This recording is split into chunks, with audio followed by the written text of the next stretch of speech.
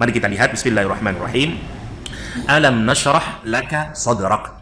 Alam, tidakkah nasrah, kami melapangkan atau membuka atau meluaskan, laka, untukmu, bagimu, sadrak, dadamu.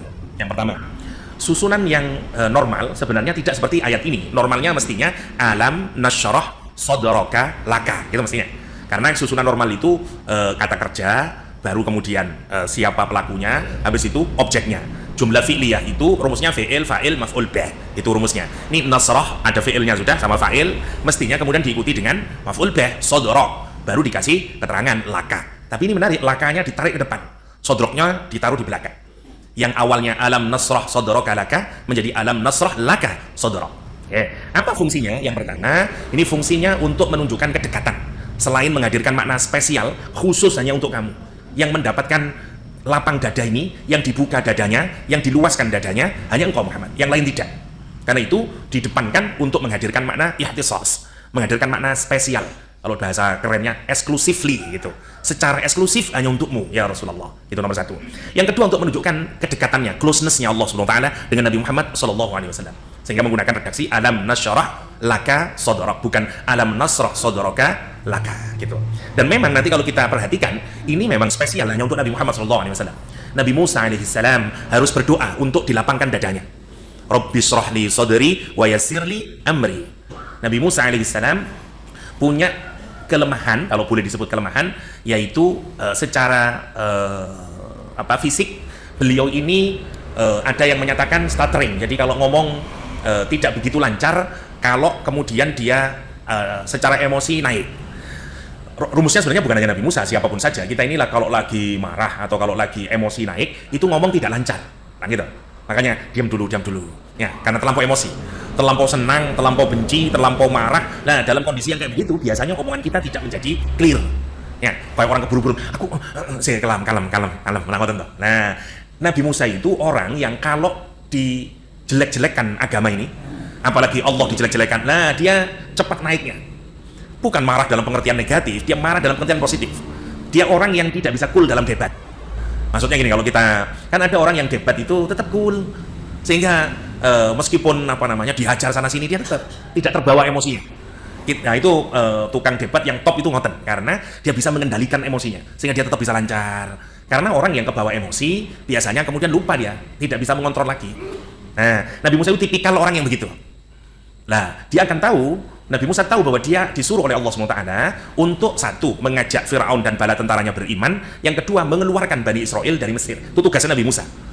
Setelah 10 tahun atau lebih berguru kepada Nabi Syuaib alaihissalam, kemudian diperintahkan oleh Allah, idhab ila fir'auna innahu tagha. Pergi sana ke Mesir untuk mendakwahi Fir'aun dan membebaskan kaum Mesir, kaum Yahudi saat itu. Nah, hal yang pertama yang ditakutkan oleh Nabi Musa adalah saya ini akan berhadapan dengan Fir'aun. Fir'aun itu politikus ulung pada zamannya, jago debat, dan pasti saya akan kewalahan menghadapinya. Makanya di dalam Al-Quran sampai pintarnya Fir'aun itu, kata Fir'aun nanti digambarkan, wa fa'alta fa'lataka allati fa'alta, kata dia. Kalimatnya itu sampai wa fa'alta allati fa'alta wa fa'alta fa'lataka allati fa'alta, bolak-balik sama dia. Wa fa'alta, bukankah dulu kamu pernah melakukan fa'lataka, perbuatanmu, allati fa'alta, yang dulu kamu lakukan, kata dia. Wa fa'alta fa'lataka allati fa'alta, kata dia. Itu Fir'aun. Kenapa? Karena Nabi Musa mengajak kepada kebaikan, terus nyalahkan Fir'aun. Kata Fir'aun, kamu tidak melihat dirimu sendiri? Alam nurabbika fina, kata dia. Bukankah dulu saya yang merawat kamu dari kecil, saya popoin kamu, saya rawat kamu sampai kemudian besar. Lihat, pintar Fir'aun itu. Orang kalau dengan gitu mau melawan kemudian, iya ya, dah tidak jadi lah gitu. Fir'aun itu alam nurabbika fina, sikat sama Fir'aun. Habis gitu Nabi Musa masih bisa. Nabi Musa menyatakan, iya, karena itu saya terima kasih, dulu kamu rawat saya, tapi itu tidak menjadikan saya berubah dari menasehati kamu dan mengeluarkan Yahudi dari Mesir. Diancam lagi kemudian, ibaratnya sekarang saya punya kartu truf sama kamu. Kalau kamu tetap pendapatmu semacam itu, mencoba mengeluarkan orang Yahudi dari Mesir dan mengajak saya beriman, tak buka loh aibmu. Kita ini kalau debat politik, habis ini debat presiden ya, saling buka-bukaan aib biasanya. Orang kalau sudah dibuka aibnya, berhenti dia. Makanya Fir'aun belum membuka secara belak-belakan, karena itu digunakan sebagai ancaman kepada Nabi Musa. Yo, kalau sungguh tak buka loh aibmu. Dulu kamu bunuh orang lah. Tapi dengan kalimat yang halus, semua orang tidak tahu apa yang diomongin Fir'aun. Tapi antara Musa sama Fir'aun sama-sama tahu. Wa fa'alta fa'lataka allati fa'alta, kata dia. Dan kamu melakukan perbuatanmu dulu yang kamu lakukan. Tak buka loh. Ini hebatnya Fir'aun. Nah, nanti menarik ya kisahnya bagaimana perdebatan Fir'aun dan Nabi Musa. Tapi yang menarik adalah Nabi Musa memikirkan itu. Nanti kalau saya digituin, nanti kalau dijelek-jelekin Allah, saya emosi, mulut saya terkunci. Seperti ada ikatan di lisan saya tidak bisa ngomong, mumet saya. Karena saya diajar, tapi kan kamu, nah karena itu Nabi Musa yang pertama kali dimintakan kepada Allah SWT waktu dia mau berangkat ke Mesir adalah dia berdoa, Rabbi syrahli sadri. Doanya Nabi Musa, wa yassirli amri ya Allah, bisrahli, lapangkan dada saya ya Allah. Rabbi syrahli sadri, dada saya ini ya Allah. Wa yassirli amri, mudahkan urusan saya ya Allah. Wahlul uqdatan, udar ikatan yang ada di dalam lesan lidah saya ini ya Allah. Min lisani yafqahu qauli, agar mereka itu memahami ucapan saya. Itu doanya Nabi Musa. Meskipun sekarang biasanya dipakai sebagai doa belajar, gitu. Biar dada kita dilebarkan, siap menerima ilmu, dimudahkan cendak ruwet menerima ilmu dan seterusnya. Dulu dipakai oleh Nabi Musa alaihissalam dalam Al-Qur'anul Karim. Yang kedua baru, in case kalau saya tetap tidak bisa itu, permintaan kedua Nabi Musa, please ya Allah, jadikan saudara saya Harun menjadi nabi juga. Karena Harun fasih lesannya. Harun pintar bicara. Rocky Gerung Harun, ya. Jadi pinter Harun. Karena itu dia minta kepada Allah SWT, waja'al li Haruna akhi ushdud bihi asri, kata dia. Dan seterusnya itu di surah Toha, ya. Untuk menunjukkan apa permintaan nanti dikabulkan, makanya Nabi Harun menjadi nabi. Nah, tetapi yang menarik, Nabi Musa, nabi yang top spesial termasuk ulul azmi, itu tidak langsung diberi oleh Allah lapang dada. Tetapi diminta dulu, Rabbi syrahli ya Allah. Allah SWT kepada Nabi Muhammad SAW, Nabi Muhammad tidak berdoa, langsung dikasih alam nasyrah. Karena itu tidak ada yang lebih tinggi dari Nabi Muhammad SAW. Kata Nabi Musa, sampai ketika ada sahabat Nabi yang masih menggunakan Taurat, melihat-lihat Taurat, mengambil hikmahnya, marah Rasulullah SAW. Rasulullah SAW menyatakan, kalau seandainya Musa hidup, Musa akan beriman kepada saya, ya, dan seterusnya. Jadi buat orang Islam, ya bolehlah kalau kita untuk kepentingan komparatif dan seterusnya. Tapi kalau sudah ada Al-Quran, sudah selesai, sudah. Kita tidak butuh lagi Injil, bukan lagi butuh Taurat, meskipun kita cukup mengimaninya, gitu. Ya karena apa? Karena Quran sudah segala-galanya. Quran menjadi pelengkap dari semuanya. Oke, mari kita lihat. Alam nasyrah, bukankah? Kalimatnya menggunakan kalimat pertanyaan, bukankah? Kalimat bukankah itu untuk mengokohkan. Kalau kita sedang bingung, kalau kita sedang susah, kemudian ada orang yang mengatakan kepada kita misalnya, bukankah kan sudah selesai urusan itu? Oh ya Allah, iya ya. Nah kayak gitu. Jadi alam itu fungsinya adalah untuk mengokohkan salah satunya hati Rasulullah SAW. Oke. Alam nasyrah, bukankah kami melapangkan? Yang pertama, kata syaraha maknanya adalah fataha. Syaraha sama dengan fataha, membuka. Jadi yang awalnya tertutup, awalnya susah, kompleks sekali, kemudian dibuka, nah namanya syaraha. Itu makna yang pertama. Maka Allah Subhanahu wa taala membuka dadanya Rasulullah Shallallahu alaihi wasallam. Apa maksudnya? Ini kata Ibnu Faris dalam Maqayisul Lughah, beliau menyatakan seperti membuka sesuatu itu maksudnya mengklarifikasi sesuatu. Sesuatu itu kalau tidak clear, tidak jelas, kita ini mumet, oh posisi karpe gue sih lah, kita nggak tahu. Nah begitu diklarifikasi, dibuka seakan-akan kegelapannya itu, dibuka kesusahannya, lah namanya syarhus sudur. Yang pertama, misalnya kalimat sarahallahu lahu sadrah, ya Allah melapangkan baginya dadanya. Maksudnya adalah Allah menjadikan orang tersebut pikirannya menjadi tenang, keadaannya menjadi sakinah. Yang awalnya bingung, awalnya sumpek, awalnya nggak karu-karuan rasanya, beban menindih otaknya dan kesadarannya, begitu kemudian terbuka semuanya, maka dia disebut dengan sarhus sudar. Kita ini kalau punya problem ya, punya nopo mawon, niku yang paling berat adalah kan sumpek hati, lah gitu. Kita ini kalau lah sakit tubuh kita atau apa, ya memang sakit berat, tetapi yang jauh lebih sakit adalah kalau kita kebebanan dengan pikiran. Ibu-ibu terutama misalnya ya, misalnya anaknya nakal atau apa-apa, kalau sakit tubuh dia masih bisa menanggung, tapi lah mikiri anak kok cek nakale nggak pulang-pulang dan seterusnya, kebebanan terus itu. Ya Allah, hati nih sumpek, pikiran juga mumet. Nah itu namanya begitu semuanya diudar, dibuka semuanya, namanya syarhus sadr atau lapang dada. Lapang dada itu makna yang pertama ya. Jadi yang disebut dengan lapang dada di sini adalah dibukanya dada atau hatinya Rasulullah atau pikirannya Rasulullah SAW, sehingga semua persoalan menjadi clear, semua urusan menjadi tahu jalan penyelesaiannya. Ada yang pertama, kenapa kok bisa dibuka itu? Ya, yang pertama dibuka dengan apa? Dada itu kok bisa menjadi lapang itu loh. Alam naftah sadraka lil Islam, kata Imam Qurtubi.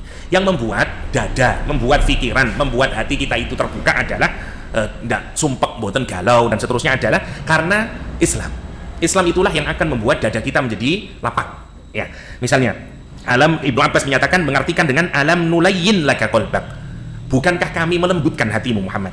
Ibnu Abbas menyatakan, qalu ya Rasulullah, ayan sarihu sadr, apakah dada itu bisa lapang? Qala, kata Rasulullah, na'am, wa yanfasih, dan kemudian menjadi lapang dada itu. Bisa memang dada menjadi lapang. Para sahabat bertanya, ya Rasulullah, wa hal lidzalika alamah? Apakah ada tandanya? Orang itu kalau lapang dada, tandanya apa? Na'am, kata Rasulullah, ada tandanya. At-tajafi an daril ghurur, ya, yang pertama, wal inabah ila daril khulud, wal i'tidad lil maut qabla nuzulil maut. Jadi ada 3 cirinya.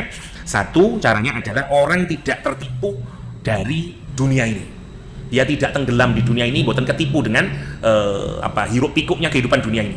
Nomor 1, itu ciri orang yang dadanya lapang. Yang kedua, dia bertaubat. Ya, karena dia melakukan pikirannya atau dia kembali bertaubat untuk masa depannya di negeri yang kekal itu. Yang terakhir, i'tidad, dia melakukan persiapan untuk kematiannya sebelum dia mati. Kalau orang melakukan itu, tanda dia sarhus sadr, lapang dada. Satu, dia tidak terikat, dia tidak terperdaya. Oleh apa? Oleh kehidupan dunia ini. Yang kedua, dia bertaubat untuk akhiratnya dan dia bikin persiapan untuk kematiannya sebelum dia mati. 3 itu, kata Rasulullah SAW, adalah ciri dari orang yang sarhus sadr. Sarhus sadr. Makna yang pertama ini, bahwa agama Islam itulah yang membuat dada kita menjadi lapang, itu diambil dari Al-Quranul Karim yang menyatakan, afaman syarahallahu sadrahu lil Islam fahuwa ala nurim min rabbih. Ya, bukankah orang yang Allah lapangkan dadanya, ya, dan dia mendapatkan cahaya dari Rabbnya, sama dengan orang yang tidak mendapatkan pencahayaan dari Allah, tidak dilapangkan dadanya dengan Islam? Tentu saja tidak sama. Allah menyatakan yang membuat lapang dada adalah Islam. Ya, terjadi ya. Apa maksudnya yang pertama itu gini?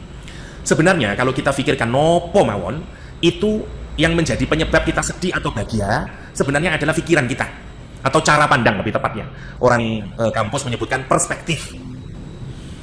Kita ini sama-sama misalnya tidak punya duit, ya, tetapi kalau misalnya cara pandang kita itu bahwa sedikitnya rezeki ini adalah mensedikitkan tanggung jawab saya di akhirat, sedikitnya rezeki ini adalah tanda bahwa insya Allah saya tidak akan nanti disibukkan dengan urusan dunia.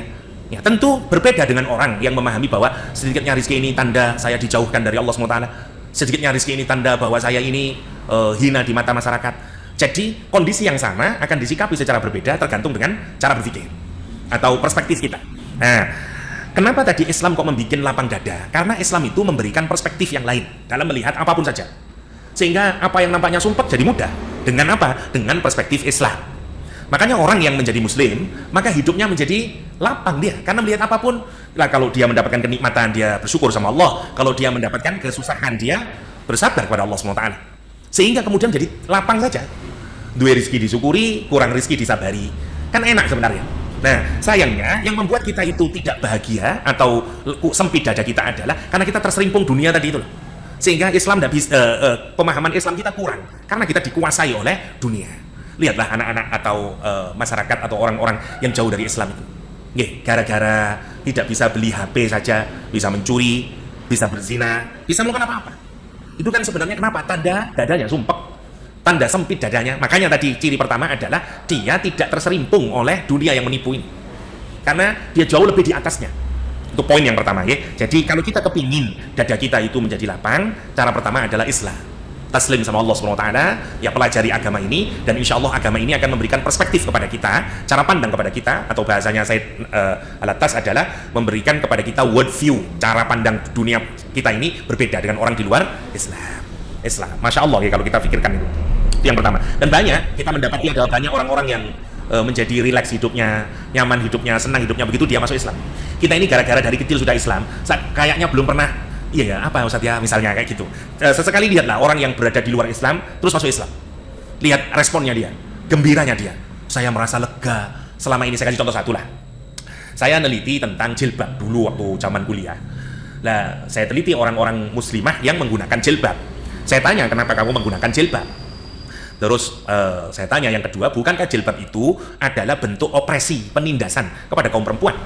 Anda kan sebenarnya merdeka memiliki tubuh Anda. Kenapa Anda kok nurut saja? Wong laki-laki aja enggak apa-apa, begitu. Karena ini ditanyakan kepada orang-orang muslimah yang tinggal di orang non-muslim yang kemudian masuk Islam terus menutup jilbabnya. Ceritanya begitu. Jawabannya menarik, kata dia. Look brother, kata dia. Dulu saya itu setidaknya dalam 1 bulan harus pergi ke mencuci rambut saya, harus rebonding, harus begini-begini. Belum saya mikirin samponya, belum saya mikirin macam-macam yang dia pikirin untuk rambut. Padahal semuanya itu sebenarnya bukan hanya untuk saya melakukan itu, tapi lebih banyak adalah untuk konsumsi orang lain.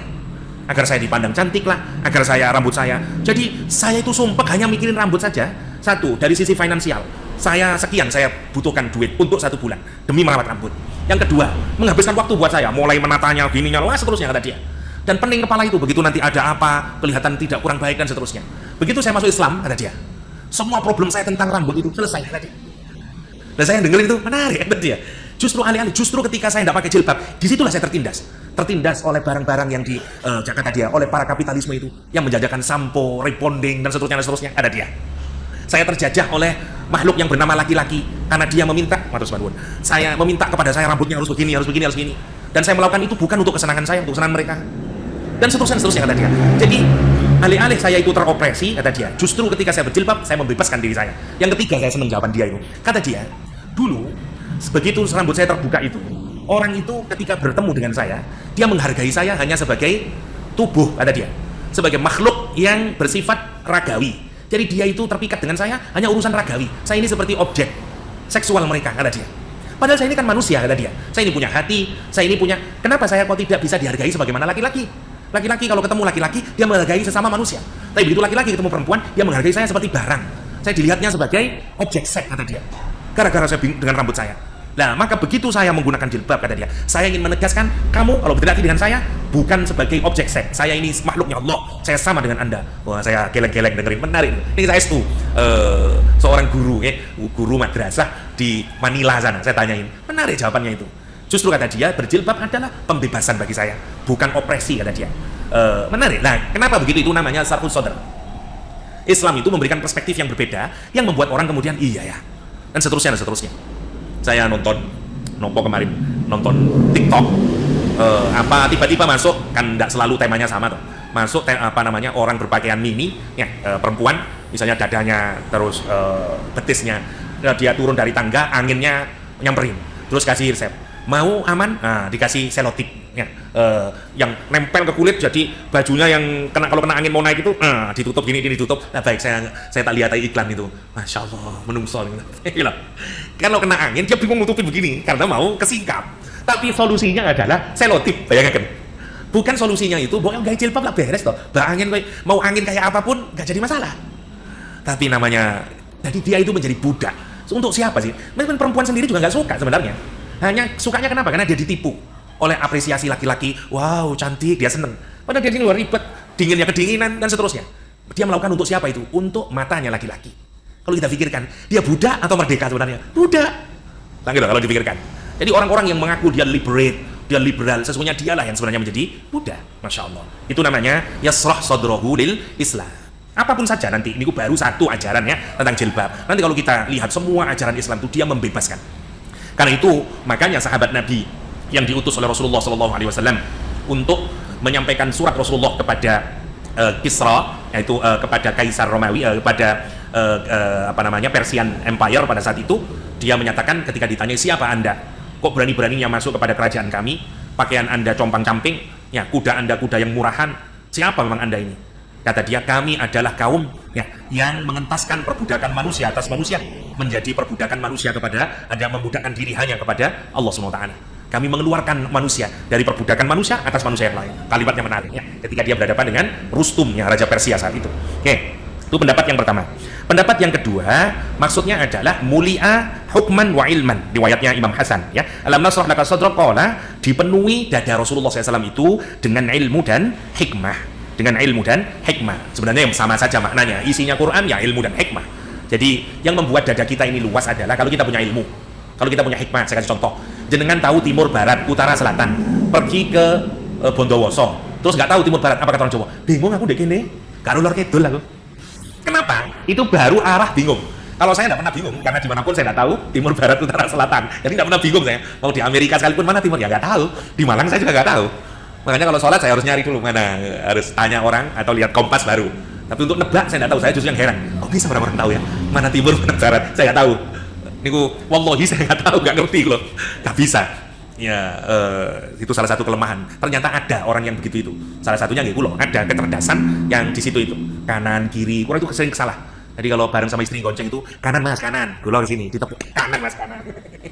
Saya apa itu? Kecerdasan spasial saya rendah. Ya, jadi kanan, kiri, utara, selatan, mumet saya kalau mikir gitu. Dan memang nggak pernah saya pikir, makanya saya nggak buatan mumet karena saya nggak tahu jadinya buatan mumet. Nah, bagi orang yang tahu, makanya saya lucu kalau lihat orang itu pergi kemana terus bingung aku deh gini, nggak tahu, kidul. Saya nggak pernah bingung. Ya, masya Allah. Ibu saya kalau ke Malang gitu, umamu itu ngadepnya di sini, bingung aku. Masya Allah. Gila, ilmu itu membuat orang bingung. Ya, tidak ada ilmu bikin orang bingung. Ada ilmu bikin orang mudah. Jenengan bisa bahasa Arab, umroh tenang. Nggak bisa Arab umroh, waduh agamamu toh bingung kita, masya Allah. Seperti itu.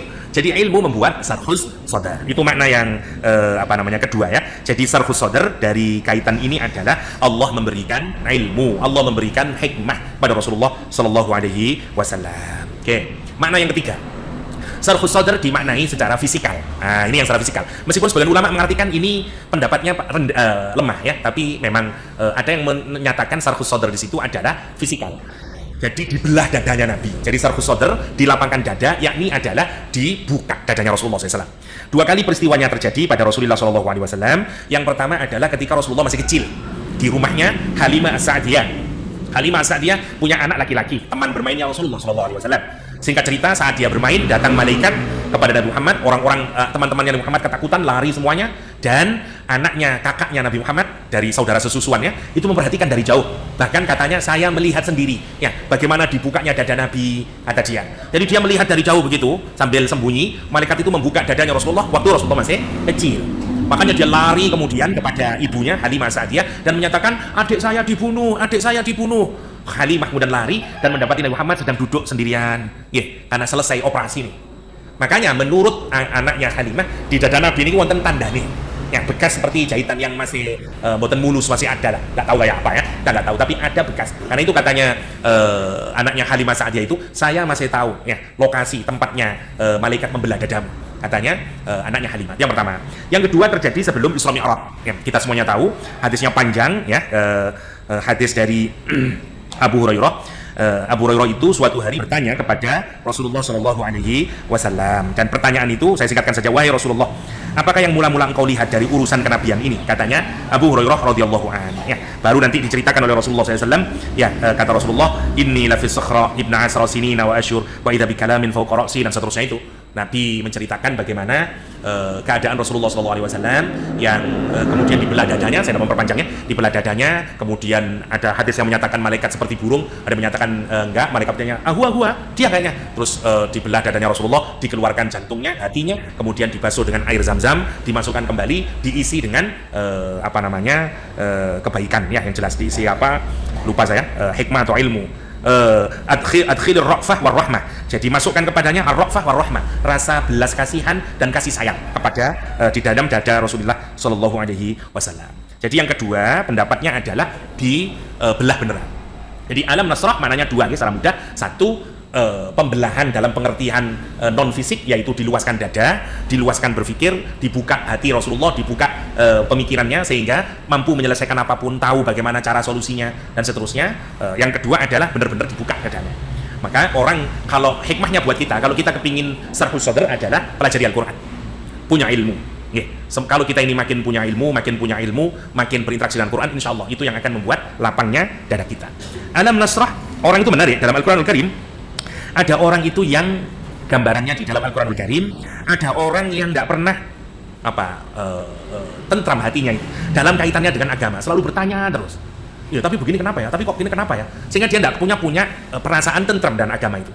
Ada juga tipe yang kedua, orang yang oleh Allah dibikin tentram, hatta meskipun dia belum tahu, tapi dia tentram dengan ajaran Al-Quranul Karim. Nah, mari kita lihat beberapa ayat Allah SWT berkenaan dengan 4 ayat di dalam Al-Quranul Karim tentang luasnya atau sarhus sadr. Yang pertama ada di surah Al-An'am ayat ke-125. Faman yuridillah ayyahdiyahu yasrah sadrahu lil Islam. Seperti tadi ya, maka barang siapa yang Allah menghendaki kepadanya untuk diberikan petunjuk, yasrah sadrahu lil Islam, Allah lapangkan dadanya kepada agama ini.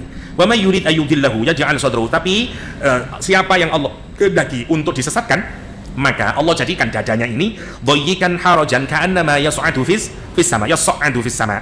Maka Allah jadikan dadanya ini, hatinya ini sempit, sumpek, sebagaimana dia sedang naik ke langit.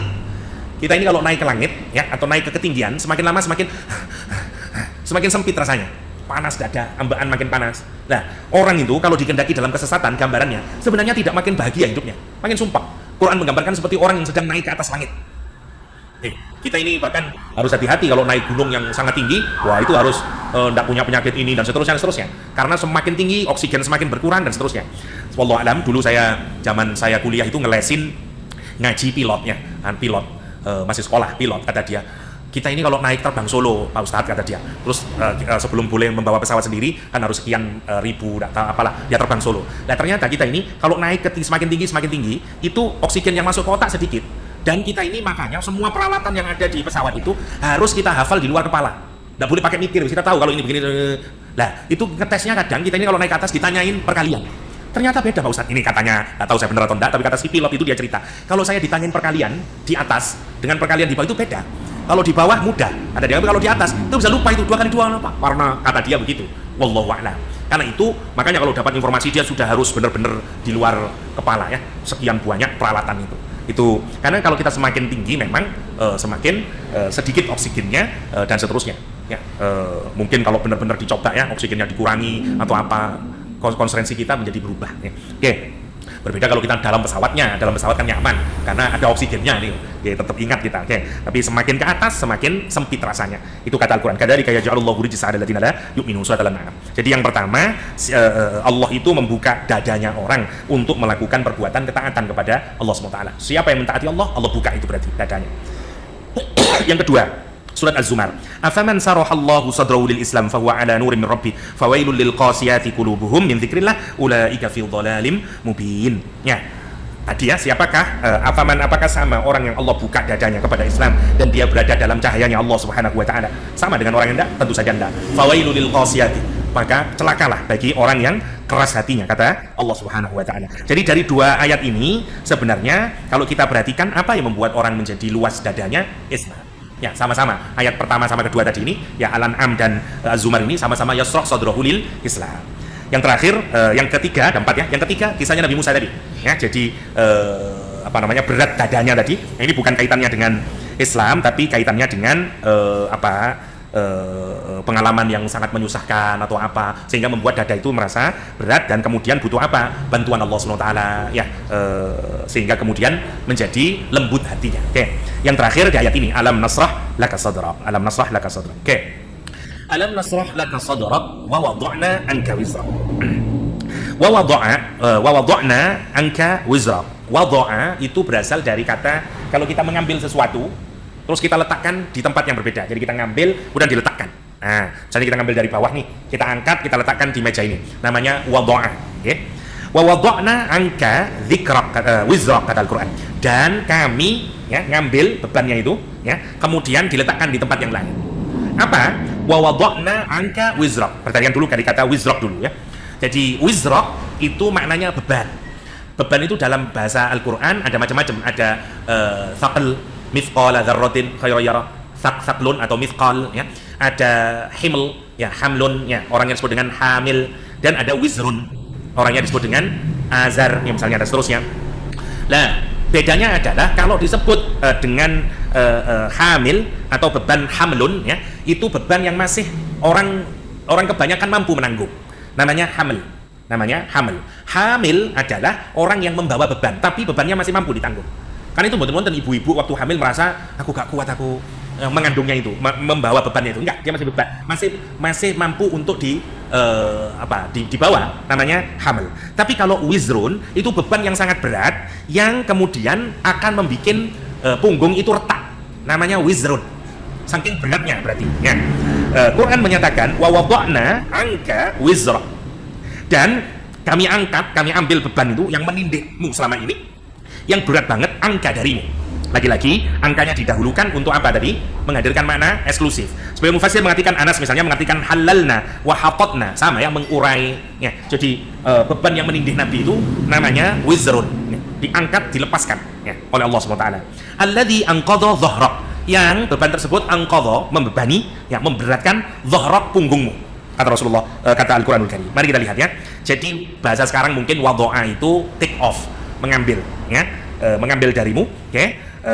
Alladzi anqadha dhahrak, yang memberati atau yang membebani, memberatkan punggungmu, yang karena naqadha itu anqadha dari kata naqadha, ya. Naqadha maksudnya memecah atau antai, mengudar.